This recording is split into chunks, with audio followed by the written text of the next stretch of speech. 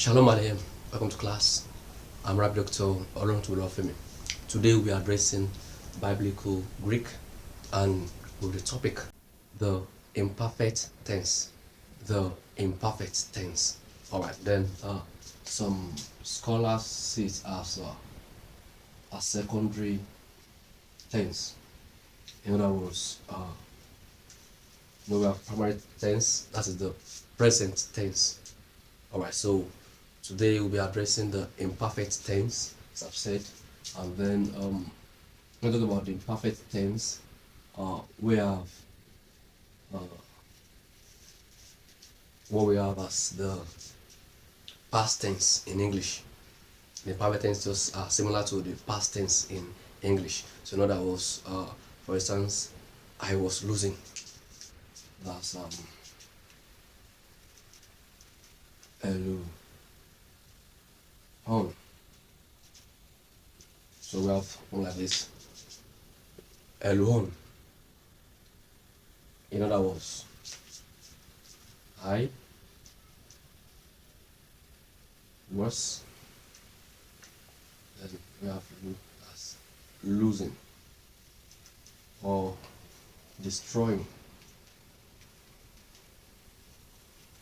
Alright. So Eluhon, I was losing or destroying. So, and in this teaching, we will address the structure of the imperfect tense. For instance, this is just one of them. We discuss the primary tense. That's the present tense, where we have I am losing, I am destroying. That's luho, just like this. Luho. That means I, then, or I am losing, or I am destroying. Alright, so we want to address the imperfect tense. So we want to see what are the makeup of the imperfect tense. So as I've said, perfect tense in the view of the Biblical Greek, the imperfect tense helps to showcase actions that was done but was not completed in the time of action. So there was so at times saying I was losing. So in other words, that shows a past continuous tense. I was losing. So it is different from I lost. Alright. So now let's see the structure, the makeup.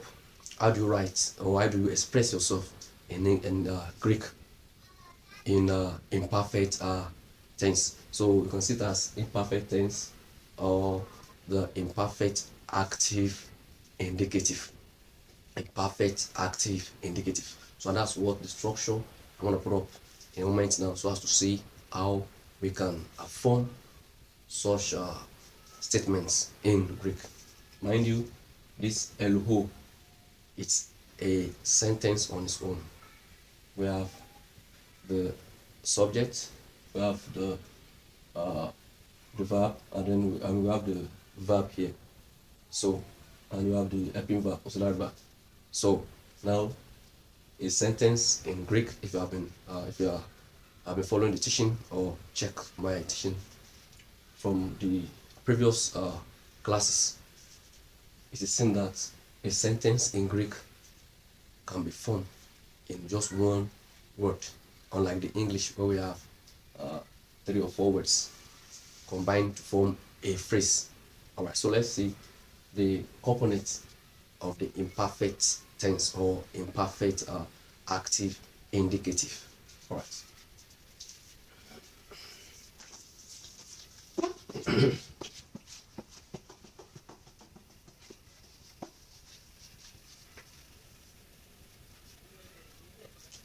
So we have the imperfect active indicative. So let's see in So I'm gonna highlight the endings, just like we have in the primary tense, where we have the o, as, a, omen, ete, usin. So, which talk about the first person, second person, and the third person, singular and plural. So we want to see this also. We want to see the arrangement of the endings. We have the singular part, and we have the plural part. So now this first person, second person, we have the third person. Alright, so that's the structure.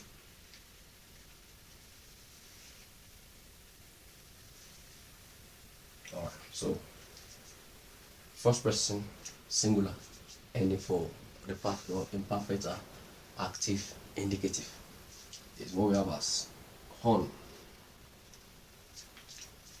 We have the plural as omen. Then we have the second person singular as as.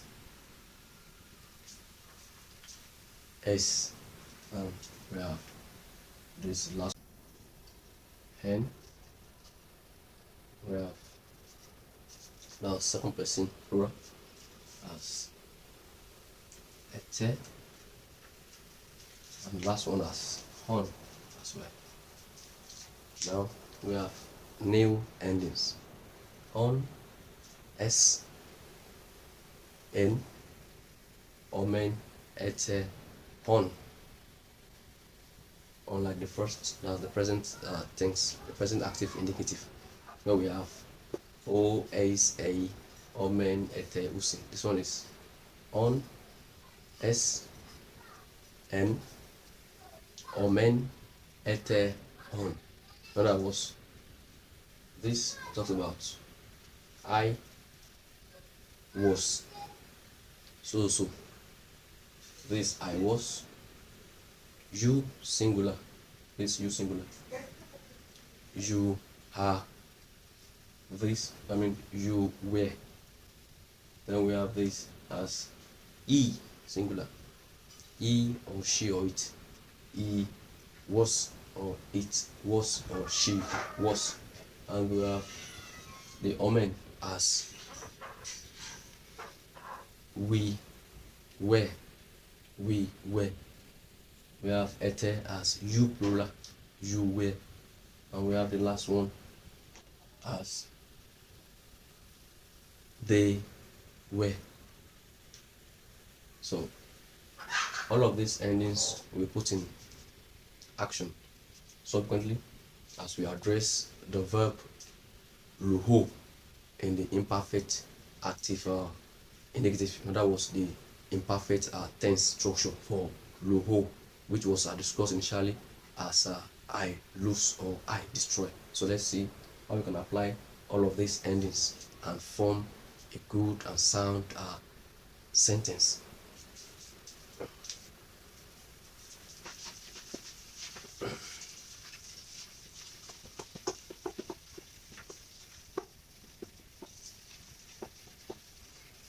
So the verb is luho, which means I lose or destroy. And let's see how we can put it in action. So I'm gonna use the first person singular. That is lu on. It means I was losing. Alright, so now from this statement, a few things to note, and this will help to understand how to structure the imperfect active indicative. So we have this symbol, which is the augment. is the augment. However, this we have two augments. We have the syllabic augment and we have the temporal augment. We have syllabic, we have temporal. So this symbol, this is a syllabic augment, because this, when this is applied, it forms a syllable. Let me check my teaching on syllables. So it forms a syllable. So, and that's why, and it is seen as well coming behind the stem. I'm going to show you, move from this description so that you understand three major components of the perfect active indicative. We have three things that must be structured. So the first is the augment. And the augment will be either syllabic or temporal. Now when it's syllabic, that shows the stem or the real, the actual word, which is, this is the stem. The whole is the stem of the sentence. That's the real word, lu, which means lose or destroy. So when the stem or the word begins with a consonant, when it begins with a consonant, that's lambda is a consonant. That's when we employ the syllabic augment. But when it's not coming with, I mean, when we're not starting with a consonant, when it comes to a vowel, then we use the temporal augment, and this will be seen after now. So the first structure, the first component of the imperfect active indicative is that the first is the augment, then followed by the stem, which is loop, and then the last phase, that is the ending. We have this as the ending. So this ending is the imperfect active indicative. So that's the ending. So it's not the present active indicative ending. The ending here shows the imperfect active indicative ending, and that is for first person singular. All right. So that's the component. Three things will be there: the augment, either syllabic or temporal, then the stem, that's the actual word, then we have the ending, which could be first, second, or third person, plural, or I mean singular. Right. So now, before I move further, let me rub it off now and show a chart so as to understand the augment, and as well also talk about the stem.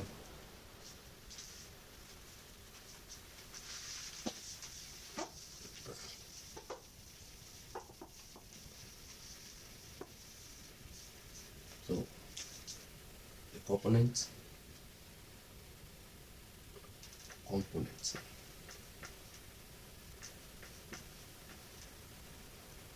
we have augment, we have stem,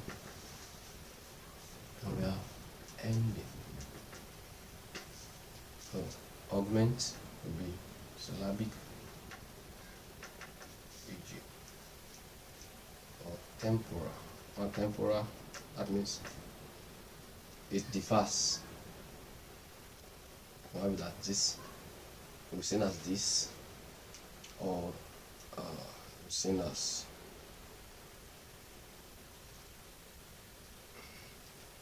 this. At times I will have it as O, or we have it as A. So depending. Then we have stem with the actual word. For instance, we have lu, which means loose. Then we have the ending, which will either be on, S, N, omen, then ete, and hon. Alright, so those are the components of the imperfect active indicative. We have the augment, we have the stem, and we have the ending. Alright, so I want to first write and finish the structure of the perfect active indicative for lu or luho before coming back to dig deep into the augment and as well the stem and the ending. Alright.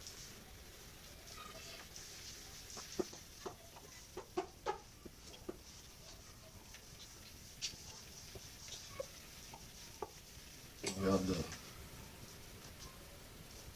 okay, let's put it.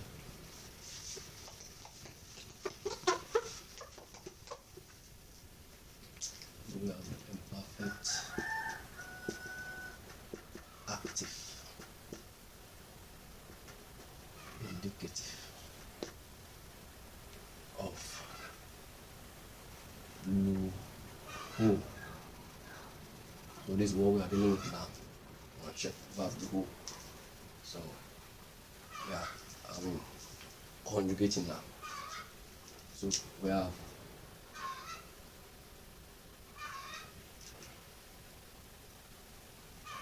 lu hon, which is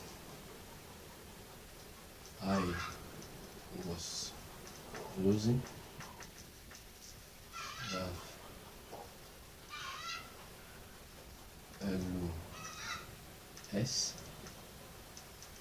which is you singular was you were losing. Then we have